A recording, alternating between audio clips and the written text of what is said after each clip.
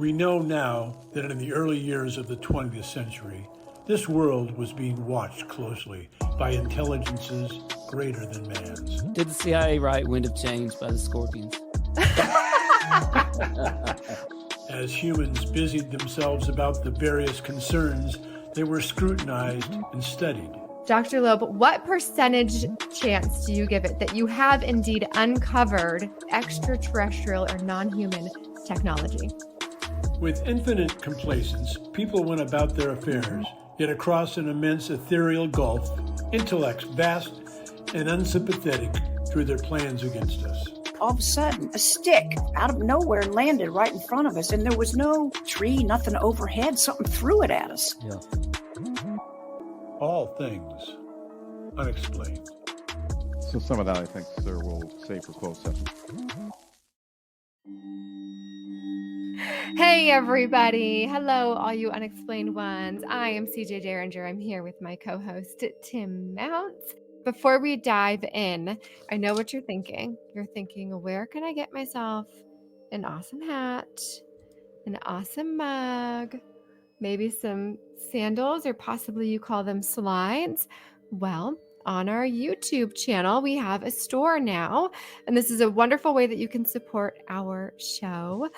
Of course, our show is free to watch here on YouTube. It's free to listen to wherever you get your podcasts. So purchasing merchandise from us is a great way to support our show. Additionally, you can find more ways to support us on our website at allthingsunexplained.com. We also have our super chat stickers available. We hope that you will subscribe to our channel, like, share, comment, help us keep going on this journey. Let's dive in. Let's get into this mechanical engineering, which is what I should have gotten into in college, and I didn't. You and me. I rode the day. If you're listening, can we kids, both just get start into engineering? Yeah, or can we both go into physics like next week? I would love. I honestly think I want to go get another degree because that's what I need in physics. I would love to go learn more about physics and astrophysics, and I'm going to be an astrophysics influencer someday. I'll be too old for anybody to care, but I'm going to do it. Not if you start going nearly the speed of light. Then yeah, right. Okay. It's worth mentioning that these departments employ at most 50 people each. So that's a small crew. It's a skeleton crew. It's typically much lower than that. This is why we're all pushing for whistleblower protection. It's not hard to identify us because there are so few of us in the first place. Mechanical engineering is exactly what it sounds like. It is the most extensive, the oldest, and the most compartmentalized. Does it mean the people that work there are the oldest, or that it's been around the longest? Maybe. We have crashed craft in various states of completeness. That's huge. That's a huge statement. We had a recovered craft that worked almost perfectly that was shot down by ourselves. I saw this coming, and it's part of why I quit. Okay. Yeah, I thought that was a weird sentence. Yeah. All right. There's a lot of information about this wing in the public sphere. Part of their job is to determine what each shape of craft is used for. This is an important job because we're unsure of NHI's intentions. If we discover the designs are intended to hurt us, action will have to be taken. I don't know what that means in practice, but it's what the engineers mostly study. Consider this lecture around the 10-minute mark. Okay, this one doesn't make sense to me. Consider this lecture around the 10-minute mark about the differing characteristics of an F-22 versus a passenger plane. Does he think that we've only been reading this, he or she? We're 10 minutes in reading? No, so now we're getting a lecture? Here's what I think was happening here, because I read the original post. I believe there was a link to a video here. Okay. And I'm pretty sure I clicked on, and it makes a lot more sense when you understand this. That link was, and he's making an analogy here, to a demonstration video of the differences between a fighter jet and a passenger plane. Okay. All right. And now we're going to get into that. So now imagine figuring out the purpose of the passenger plane versus the F-22. Since we're humans and those are human designs, eventually a team could figure it out. It's not as easy when the designs aren't for us or purposes we fully understand. Triangles are the most impressive design, and we don't have one. It's likely China does. Leadership is mad about that. This team discovered a long time ago that the reason why craft appears so bright to us humans is because it's not really light, but rather the product of the crazy amounts of power these craft require, sort of like smoke coming out of an exhaust pipe. And you wrote Knuth there, so you wanted to bring up Kevin Knuth. Oh, yeah.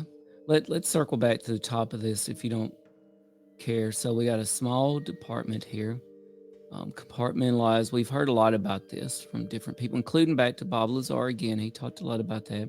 Wow. They recovered a craft that worked almost perfectly that was shot down by ourselves. This seems to be back to Bob Lazar verification here. I did wonder, what did the whistleblower mean when they said there's a lot of information about this wing in the public sphere?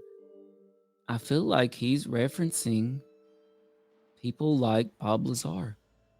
I mean, Yes. Sorry. that's just what I think. Determine, and I really liked this. Part of their job is determine what each shape of craft is used for. I love that because CJ, you may remember we had a previous guest on our show. We've had several. Well, and this previous guest has written several volumes. Yeah, we've had a few guests. Several volumes on UFOs, including UFOs in each state, right? The UFO desk reference. Oh, right. Yeah. And one of their statisticians, Cheryl, right? And there's a statistician basically, and one of the pieces of data they collect is shape. And this seems to be a part that they really try to keep out of the public domain. And here we might have an explanation. I think it's really intriguing, and they revisit this later. Part of mechanical engineering's job is to determine what each shape of craft is used for. And I thought it's super interesting that they're unsure of the NHI's intentions. And yeah, here we go. Triangles are the most impressive design. We don't have one. Our friend, our military consultant, Mr. J, right down the road from us, I mean, literally just a few miles down the road, had his own encounter with a triangular UFO.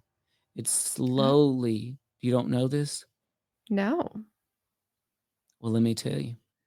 Our own Mr. J, our military consultant, just down the road, you know the house he used to live in down the road from me? Yeah. Okay. One day, him and his children. Oh, I didn't know this one was triangle.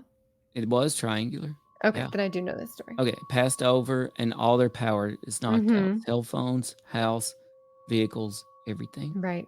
It happened more than once in the same night. Right. And it's also quite interesting that they say it's likely China does. I want to give a shout out here to our friend Ryan Sprague at Somewhere in the Skies. He was live earlier today. And by the way, he had a little brief absence for some personal reasons and also for some Hollywood reasons. So congratulations to him. But he covered this story. There's some breaking news from Japan. Japan has started a UFO group. Okay, Japan is studying UFOs now. It really makes you go, And you feel like something is really on the precipice here of happening with all these countries. And, Ryan Sprague gave us a shout out. So we want to make sure everybody checks out. Oh, he's so Somewhere in the Skies. He's amazing. Yes.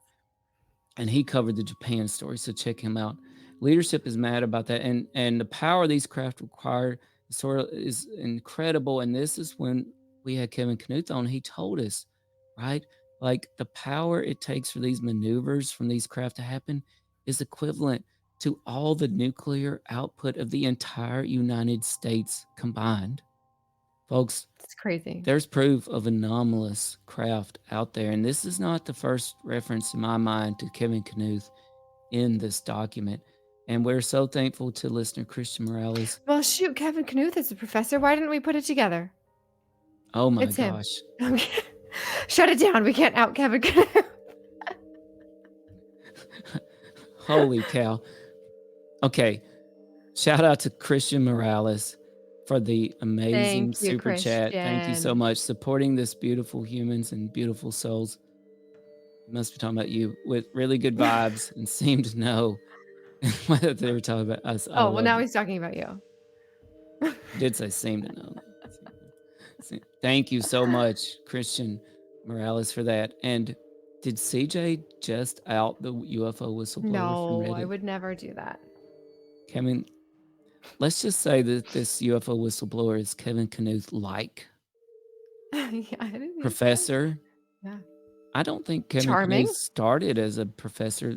Wait, how old is Kevin Knuth? 50s? He is in his 50s. Yeah. Okay, folks, you didn't hear anything that was just discussed, okay?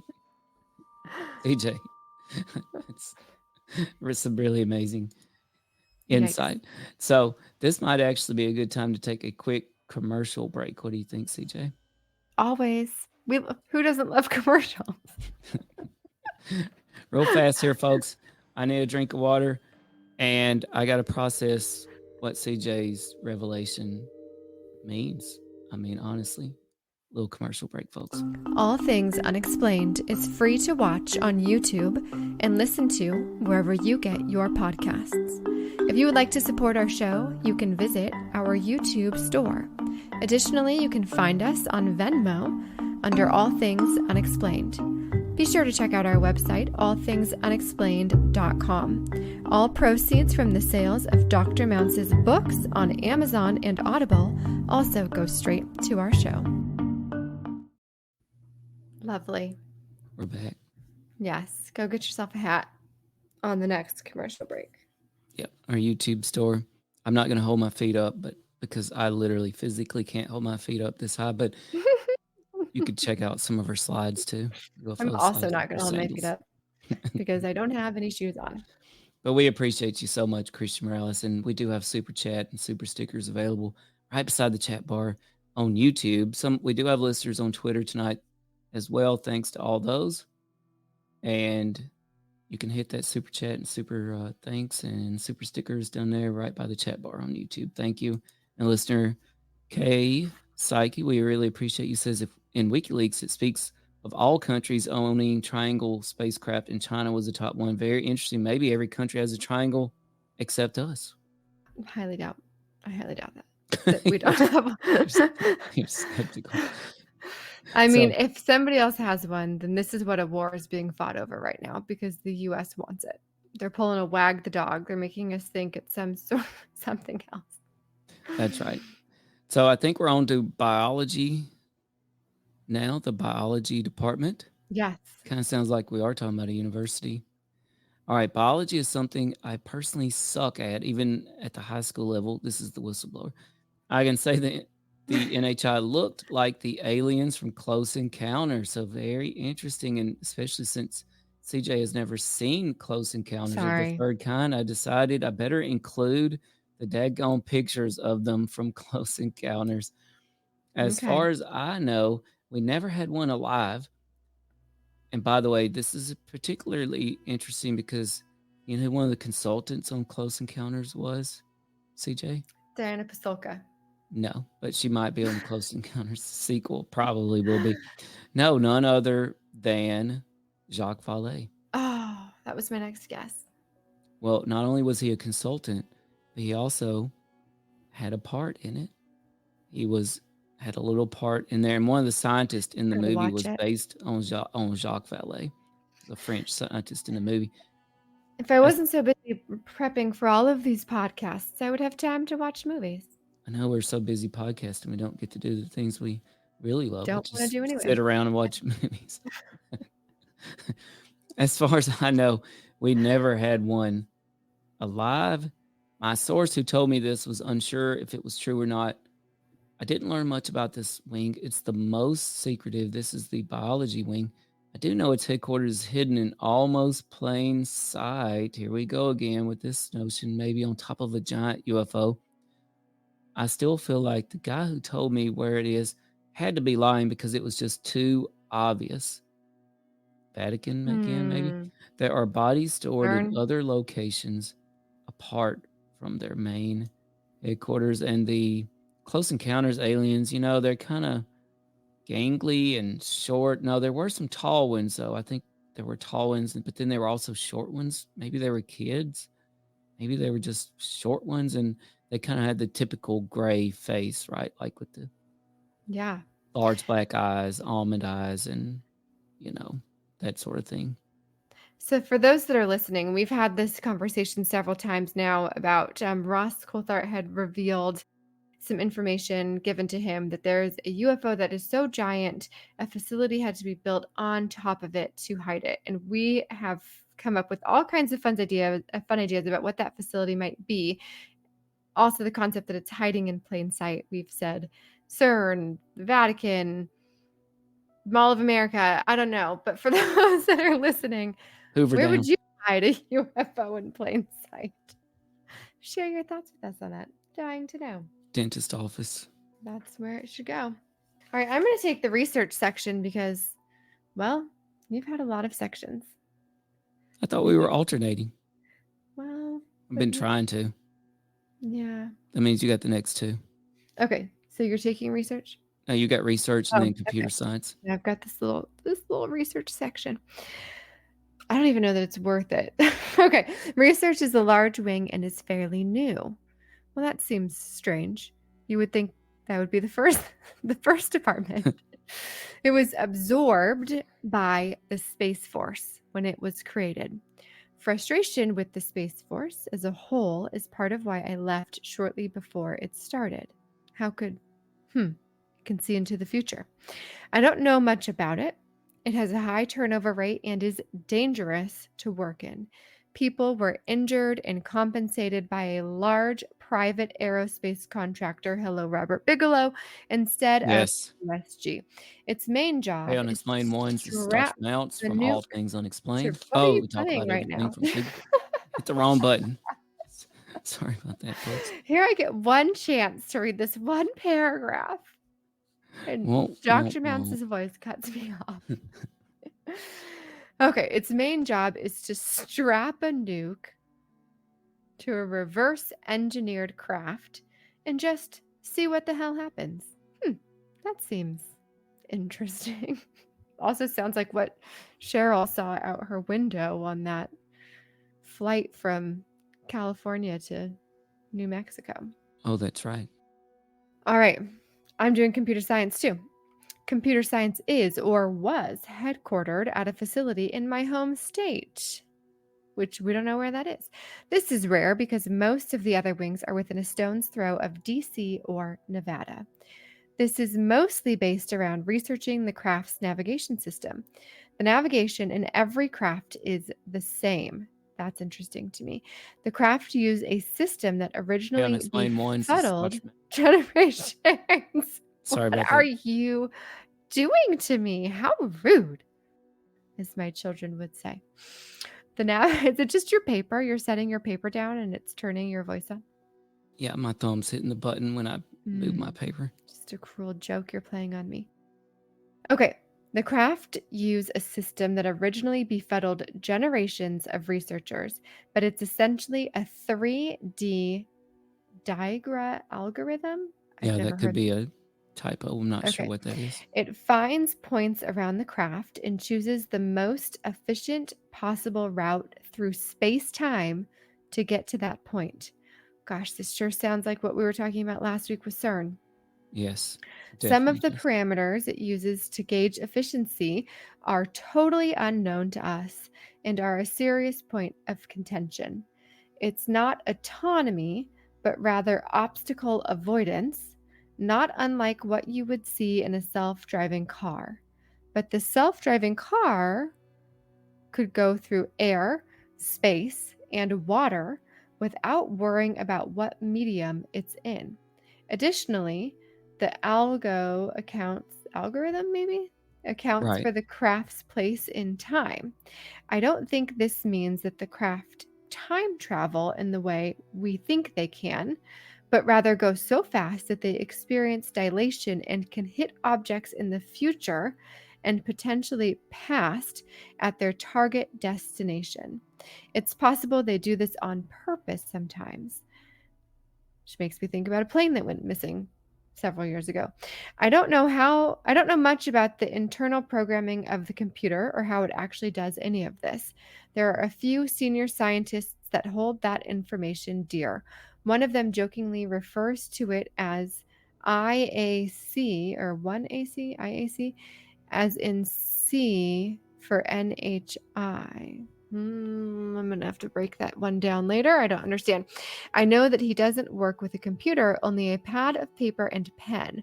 Although the algorithm is extremely effective, nuclear explosions in experiments somehow interfere. You don't say. With this navigation. Craft particularly avoid Diablo Canyon, even if we put something they really want there. They mostly avoid previous crash sites as well. More on crashes later. This is a pretty What? mind-blowing, and I wasn't expecting the computer science chapter, as it were, to be so mind-blowing, but there's really a lot to be unpacked here. Diablo Canyon, CJ, you're familiar with that, aren't you? No. Wow, so this is I suppose it's California's only nuclear plant or nuclear production facility in Diablo Canyon. So apparently it's huge, and so that's what he's talking about here. And this is another major Kevin Knuth shout out here, because we talk about this notion of transmedium capability, particularly water. They usually avoid detection by going underwater, the whistleblower says.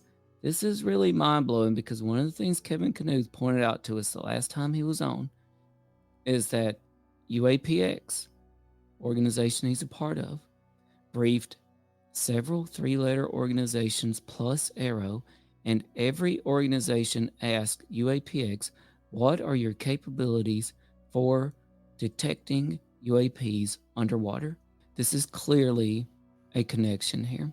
Not only that, but Kevin Knuth's colleague in UAPX has patented and is actively building a handheld nuclear reactor to lure UAPs. Crazy. So, yeah, I'm not saying this is Kevin Knuth like CJ I was is. just looking. I'm just looking at Diablo Canyon, and it's really not that far from where I went to college. This could explain a few things. Christian Morales says, nuke. That's like Fugel saying, let's nuke the mesa. Terrible idea. Yeah, I don't know, maybe. I think some people are asking him to do that. Yeah, maybe so. Mall of America. I live in the Twin Cities. Christian Morales says, synchronicity. I know. I did a whole paper on the Mall of America when I was in third grade because I was so intrigued by it. I've never been. Did a paper on the Mall of America? Well, I had a neighbor who was from Minnesota, and she was pretty much the only person that I knew that was not from California. And we were supposed to write a paper on a different state. So I also wrote about all of the lakes and various different things. But the Mall of America really seemed wild to me because the town I grew up in, we didn't even have, a Starbucks or a Barnes and Noble or anything. So this concept of this huge mall was wild. He also talks about this catastrophic incident. You don't want to go in on the Mall of America anymore? Okay, let's go. Well, do you have any ideas what this could mean, CJ? Catastrophic incident? No. I mean, I don't know. There's so many military incidents, that we see that they're all catastrophic. So, and he talks about NORAD being moved to Cheyenne. Catastrophic incident, like one of our space shuttles exploding? Oh, you know what? That's a good theory for sure. And we know that a space shuttle exploding had a direct influence, well, according to Diana Pasulka, on Tim Taylor and his path in life. That actually would explain a lot, it? Yeah. That would go beyond, well, his friend and colleague lost their life on the space shuttle. Well, if UAP were somehow involved in that, right, that would explain a lot about Tim Taylor. Yes. Very interesting. Did you read Tracking, CJ? I thought that's what you were reading right now. Oh, okay. Did I not start from the top? Yeah, I don't think I did. Speaking of avoidance, Tracking, like I mentioned, is or was a part of NORAD. I kind of skipped ahead a little. The NHI deploy craft of various shapes and sizes. Here we go again. I don't want to claim that they have advanced cloaking techniques, but from what I heard, the tracking department basically is an eternal game of cat and mouse. This reminds me of the Super Bowl weekend again. They don't have Mhm. adequate technology to track these trans-medium craft. Another Kevin Knuth shout out. All I would say on the record is NHI know we can track them and know how to avoid us. Very interesting statement there. They usually avoid detection by going underwater.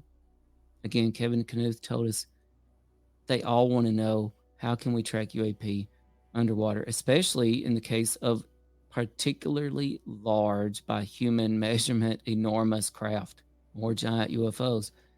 It's interesting that historical UFO designs mimic. I thought this was such an intriguing It's thing. crazy. Yeah.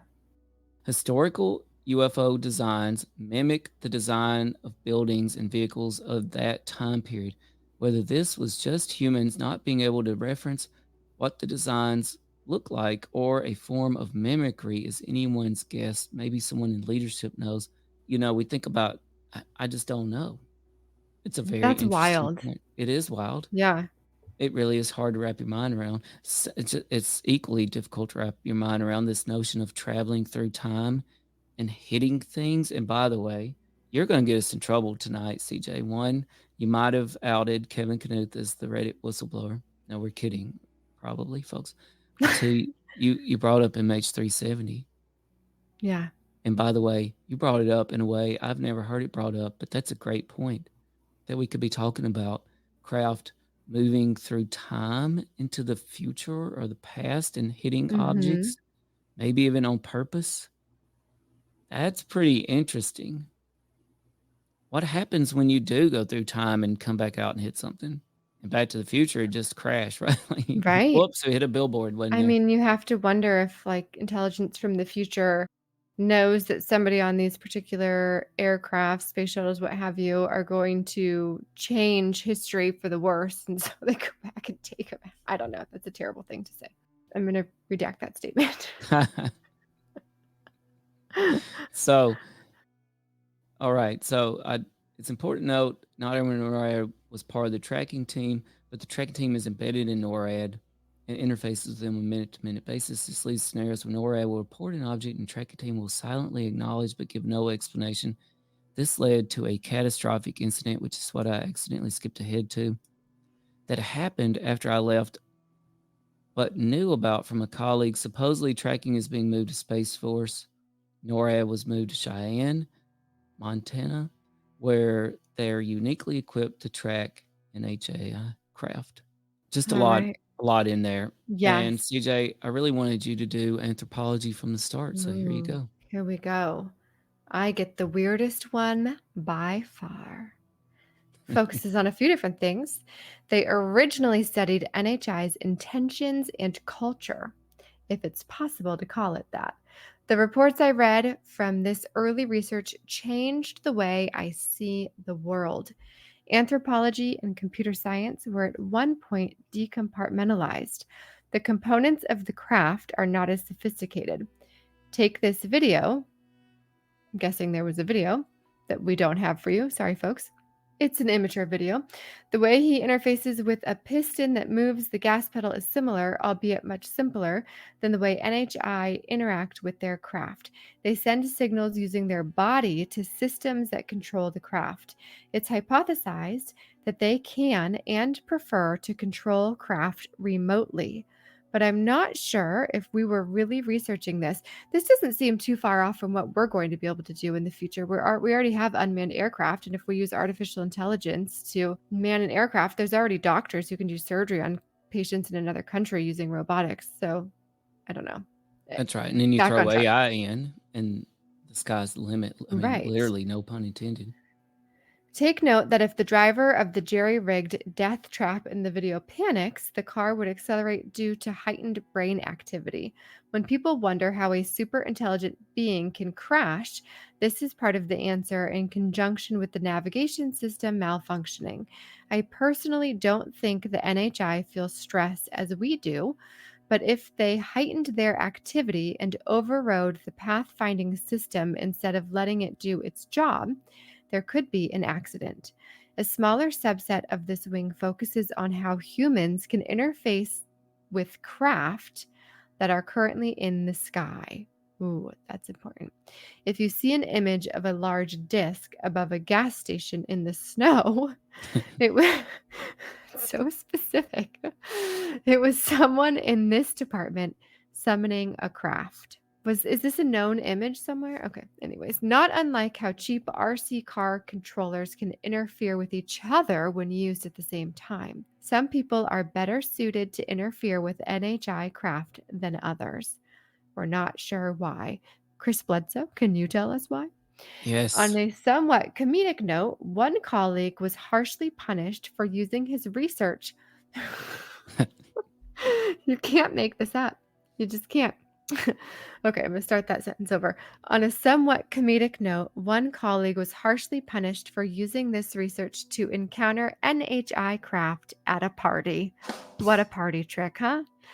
There was an outdoor bonfire, alcohol, and questions about what she did for work. She wasn't killed or anything, just called a course. dumbass and told to never, ever do that again. Some people in this department are BYU graduates who believe they are directly interfacing with what were recorded in the Bible as angels. There is an even smaller subset of this wing that focused on NHI communicating with humans. All I know about them is that they did that work at some juncture, but probably have other jobs now. A lot going on there.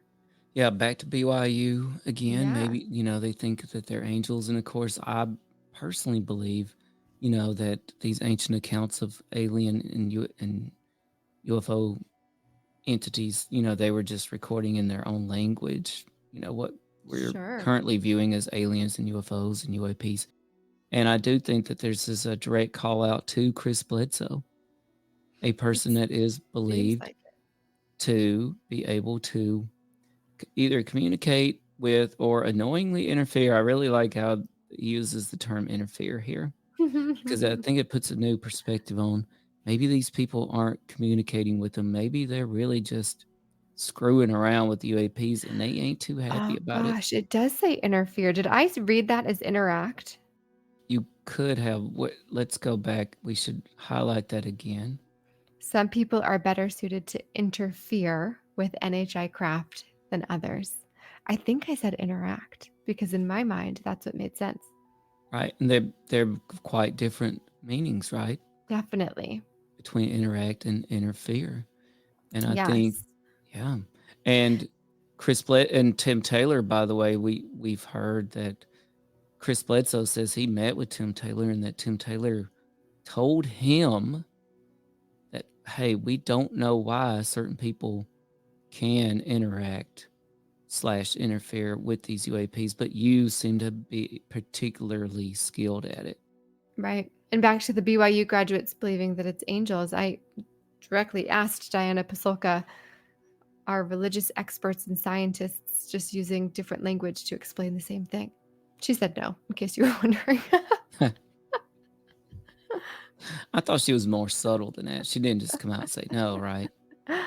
She was much more eloquent than that, yes. Yeah. So this was I thought Anthropology was one of the most intriguing chapters from this UFO whistleblower on Reddit. Yes. Let's dive in to crash recovery. I'll take this one. All right, crash recovery probably has the most people involved. Did another section say that? I guess not. Crash recovery has the most people. No, the other one had the oldest people. No, it was the oldest, not the oldest people. You pondered if it was the oldest people. It's split up among several parent organizations, but funding is funneled away from it and into other departments when there's little activity. This is common among the entire agency as funding and staff get balanced between the different wings based on progress or lack thereof. Most of the crash recovery staff are from tracking and security that are involved in crash recovery. It's also made up of members of all our favorite 3-letter organizations. Its overall structure is similar to a volunteer fire department. I loved that. Again, that's one of those little things that to me made this sound so authentic. It's typically some people playing pool and watching movies. Yeah, that's the volunteer fire department. No, I'm kidding, folks. went on a daddy-daughter tour of the volunteer fire department. We really respect them. But when the need arises, all hands on deck from the current staff and on-call members. Crashes are exceedingly rare. That makes sense. The number of crashes goes down exponentially because they learn to avoid the cause of the crash. And I think it did say cause there. I'm not 100% sure, so I italicized that. When they crash, they make no effort to retrieve the debris, save for one instance. I personally believe some crashes were not crashes, but were NHI parking a vehicle for us because there were no bodies recovered and the craft was in perfect shape. Okay. When they crash, they make no effort to retrieve the debris. This person means NHI makes no effort to retrieve the debris, not his correct. department. Okay. I was confused by that for a second. And this reminds us, of course, of Diana Pasulka again, who said Tim Taylor told her that they call them gifts or gifting sites or donation sites. Yes. Right? So very intriguing. And of course, it makes us wonder, okay, this sounds like quid pro quo here. So the question is, what are we giving them in return? Right. I don't know. We've I don't want had to this speculate. Conversation before.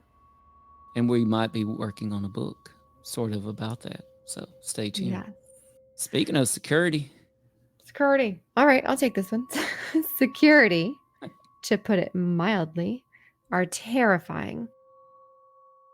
To be continued.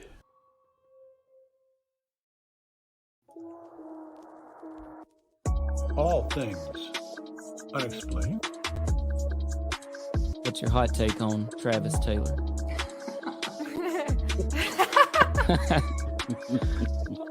I've got an exclusive for you guys if you want it about the Alaska. We do. Okay. Dr. Taylor was revealed to be the chief scientist of the UAP task force with the Pentagon. So some of that, I think, sir, we'll save for closed session. All Things Unexplained is free to watch on YouTube and listen to wherever you get your podcasts. If you would like to support our show, you can visit our YouTube store. Additionally, you can find us on Venmo under All Things Unexplained.